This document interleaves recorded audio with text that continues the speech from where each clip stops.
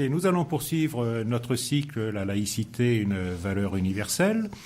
C'est Jean-Jacques aujourd'hui qui va faire une communication et qui va aborder l'une des périodes charnières de l'histoire, la charnière entre le XVIIIe et le XIXe siècle. Sur cette période-là, Jean-Jacques va sur 2 émissions, peut-être même 3, évoquer la Révolution française, l'indépendance des États-Unis et la Révolution mexicaine, qui ont profondément marqué l'histoire et qui sont des événements qui ont été traversés par la question de la laïcité telle qu'elle pouvait se poser à l'époque. Donc pour aujourd'hui, ce sera sur la Révolution française que Jean-Jacques va intervenir et je vais lui laisser la parole parce que c'est un sujet copieux pour un quart d'heure. Oui, merci Jean-Louis. Effectivement, je pense qu'il faut bien 2 émissions pour traiter cette période. Je ne vais pas suivre le temps, puisque Jefferson, on va dire, intervient vers 1759. Juárez interviendra au Mexique en 1859, lui. Et au milieu de cela, il y a la Révolution française, 1789, comme chacun d'entre vous le sait. Je commence par cette Révolution française parce que elle rompt, bien sûr, entre un ancien régime où le roi est de droit divin et donc la prise du pouvoir par le peuple qui ne se fait pas d'un seul coup puisque c'est progressif. On a une période de transition avec une monarchie constitutionnelle, 1789, 1790, 91, une assemblée constituante, puis une législative en 91 et en 92 la convention. C'est la convention qui prendra les décisions les plus énergiques. C'est la convention qui verra s'affronter, je dirais, l'ancien monde et le nouveau monde. Donc le 4 août 1789, les députés de l'Assemblée constituante suppriment tous les privilèges qui structuraient le vieil ordre social et politique. Ils décrètent qu'un tédéum d'action de grâce sera célébré dans toutes les paroisses du royaume. Ainsi, au moment même où la France révolutionnaire porte hardiment la hache sur l'ordre ancien étayé par des siècles d'alliance entre l'Église et le roi, elle en rend hommage à la divinité, accomplissant les gestes les plus traditionnels de la dévotion. Cette France révolutionnaire se pensait chrétienne, et elle l'était certainement, non sans contradiction. Donc le 10 novembre 1793, nous sommes donc à l'époque de la Convention, dans Notre-Dame de Paris, devenue temple de la raison, se déroule une cérémonie sacrilège, entre guillemets, qui devait épouvanter les dévots et les rois d'Europe.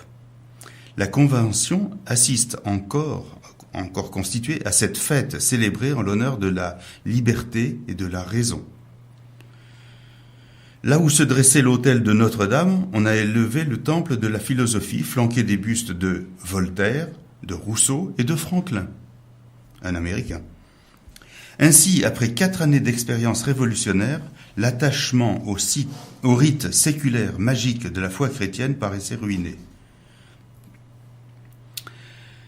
C'est un mot difficile. La déchristianisation fut indirectement préparée par les philosophes rationalistes du XVIIIe siècle. C'est donc bien une continuité que nous avons dans la pensée. Les philosophes ont certainement joué un rôle essentiel dans cet arrachement aux croyances séculaires par leur inlassable critique des absurdités des rites, des dogmes, et surtout par leur constant plaidoyer en faveur de la tolérance. Le Voltaire qui sera jugé digne d'entrer au Panthéon, c'est d'abord l'homme qui a combattu pour la réhabilitation du protestant Calas, supplicié sous l'inculpation mensongère d'avoir assassiné son fils. C'est celui qui a dénoncé la mise à mort du chevalier de la Barre, coupable de n'avoir pas levé son chapeau au passage d'une procession. Fermes dans leur dénonciation des superstitions et de l'intolérance cruelle qu'elles nourrissent, les philosophes se sont montrés en revanche très prudents dans leurs conclusions pratiques. Ils espéraient qu'un État assez ferme pour imposer sa volonté au clergé saurait faire bon usage des prêtres transformés en simples officiers de morale au service d'un peuple ignorant dont il fallait ménager les habitudes. Ainsi, l'abbé Raynal, qui sera inconventionnel, dans son histoire philosophique, confie hardiment à l'État et à lui seul la mission de définir l'intérêt général. Je le cite, « Cette autorité seule peut donc proscrire le culte établi, en adopter un nouveau, ou même se passer de culte si cela lui convient. Quand l'État a prononcé, l'Église n'a plus rien à dire. » Fin de citation. Donc, ce n'est point une séparation de l'Église et de l'État encore, mais une étroite subordination de celle-là, à celui-ci, de l'Église à l'État. Telle est la perspective ouverte par l'abbé Raynal. Condorcet est le seul à concevoir, et dès 1786, que le respect absolu de la liberté des consciences implique la suppression de toute dépense publique relative au culte. Je cite Condorcet, « Puisque le culte est nécessairement le résultat des opinions religieuses sur lesquelles chaque homme ne peut avoir de juge légitime que sa propre conscience, il paraît que les dépenses du culte doivent être faites volontairement par ceux qui croient les opinions sur lesquelles le culte est fondé. » Fin de citation. Mais c'est pour rejeter dans un lointain avenir la réalisation pratique de cet idéal de concorde sociale que le peuple sera suffisamment instruit. Citation de Condorcet toujours, « Si le peuple est accoutumé à voir prendre sur les fonds publics les frais du culte et à recevoir ces instructions de la bouche des prêtres, il y a du danger et même une sorte d'injustice à choquer ses habitudes par une réforme trop prompte.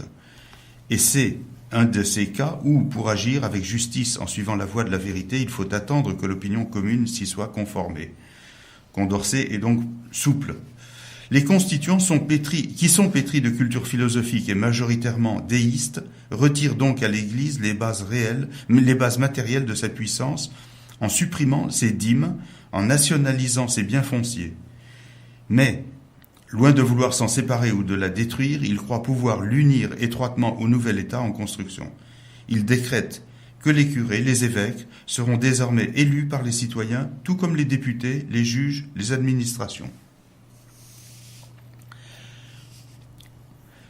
Donc, dans cette perspective, il n'y a pas de place pour le débat démocratique d'où procède la loi que se donne la nation souveraine. La Révolution place au centre du nouvel ordre à construire l'homme doué de raison, capable de se bien conduire en se passant de la tutelle des clercs. Selon le pape, illusion et mensonge, et le pape condamne. Il condamne la République et les droits de l'homme.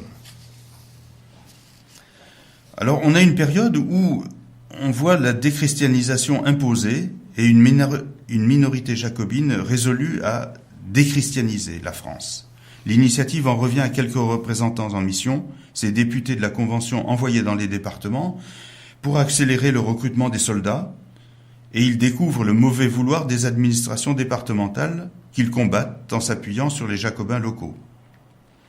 Or, ceux-ci leur dénoncent les prêtres qui manipulent les femmes, entre guillemets, fanatiques, les paysans réticents. C'est dans ce contexte politique qu'une offensive résolue est engagée pour détruire l'ordre clérical tout entier. Et sous la menace, les curés prononcent de lamentables autocritiques, se marient, renoncent à célébrer le culte dénoncé comme comédie superstitieuse. Près de 50 000 églises sont fermées, pas seulement à Paris. La Convention, débordée par ce mouvement spontané qu'elle juge irrésistible, décrète que les communes qui auront renoncé au culte public pourront consacrer églises et presbytères au soulagement de l'humanité souffrante et à l'instruction publique. Dans cette période, une arme, l'arme du rire, est-ce que c'est la faute à Voltaire ? On en fera des chansons. Dans le sud-est, à Lyon, en Provence, on promène sur l'âne de grotesques mannequins incarnant le pape, le roi, l'évêque. À Paris s'organisent des cortèges burlesques de sans-culottes déguisés en prêtres et qui boivent joyeusement le vin de la messe aux applaudissements des Gavroches. Le rire de Voltaire résonne dans ses mises en scène carnavalesques sans qu'on sache par quels cheminements obscurs ces sarcasmes des rationalistes de l'ère des Lumières ont pu parvenir à l'oreille des sans-culottes. Un nombre significatif de Français découvrent alors qu'ils ont rompu avec les croyances chrétiennes de leur enfance. Mais changer les croyances séculaires par la contrainte étatique, ainsi emportés par leur élan, certains représentants en mission sautent le pas et de la lutte politique contre l'ordre clérical, qui est parfaitement justifiée dans le contexte d'une lutte à mort entre la République et l'Europe des rois, ils passent à une lutte métaphysique conduite au mépris de la liberté de conscience. Alors, je vous cite pas Fouché ou d'autres, voilà. Mais pour parer à ce danger politique nullement imaginaire, Robespierre fait voter par la Convention que le peuple français croit à l'être suprême et à l'immortalité de l'âme, le 6 mai 1794. Cet état déiste est une menace pour les athées et les incroyants. Le procureur de la commune de Paris, Chaumette, a été exécuté, notamment sous l'inculpation d'avoir voulu déchristianiser la France. Donc, après Thermidor, après la chute de Robespierre, donc la convention thermidorienne, celle qui a envoyé Robespierre à la guillotine, supprime le budget des cultes. Le 18 septembre 1794, sur proposition de Cambon, qui est le ministre des Finances de l'époque. Alors, citation de Cambon, la République française ne paye plus les frais ni les salaires d'aucun culte. C'est la mort sans phrase de la constitution civile du clergé, cette tentative finalement vaine de couler le catholicisme dans le moule des institutions électives. Le 21 février 1795, la Convention rétablit la liberté des cultes. Les fidèles pourront à nouveau exercer leur culte, mais à leurs frais, en louant des locaux privés. En mai, on leur accorde la facilité d'occuper des églises non vendues. Toute manifestation extérieure de culte est interdite. Il n'est pas question de revenir à une religion dominante. En paradoxe de cette séparation de l'Église et de l'État, c'est qu'elle est réalisée par ceux-là même qui l'avaient refusée à l'automne 93, lorsqu'elle fut formulée pour la première fois à Paris par Chaumette notamment. Il avait prononcé devant la Commune de Paris en 93 un discours où était développé dans un large esprit de liberté et de générosité le principe de la liberté de conscience. Mais Chaumette, en porte-parole des sans-culottes, avait également rêvé d'honorer les promesses d'égalité sociale et de bonheur terrestre que ceux-ci avaient lues dans les déclarations des droits de juin 1793.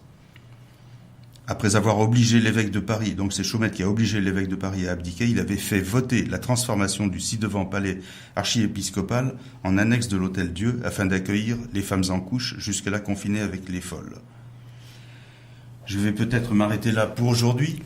Je crois qu'il reste encore quelques instants, mais on va conclure.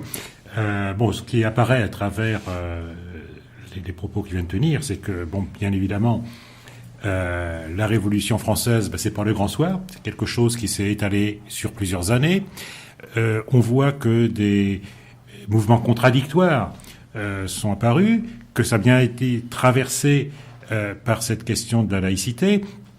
Je crois que ce qu'on peut dire effectivement, c'est que à la veille de la Révolution française, le peuple se sentait à la fois chrétien et n'en pouvait plus des contraintes que le clergé imposait dans la vie quotidienne, la pesanteur extrême du clergé, qui a amené un sentiment d'anticléricalisme qui a effectivement traversé la Révolution française, avec un aspect financier, faut pas oublier la dîme, qui était quelque chose de très lourd et qui est quelque chose de tout à fait actuel, puisque peut-être avez-vous vu dans la presse l'histoire de ce Français expatrié en Allemagne qui se retrouve devoir payer l'impôt d'église en Allemagne, parce que ça existe toujours en Allemagne.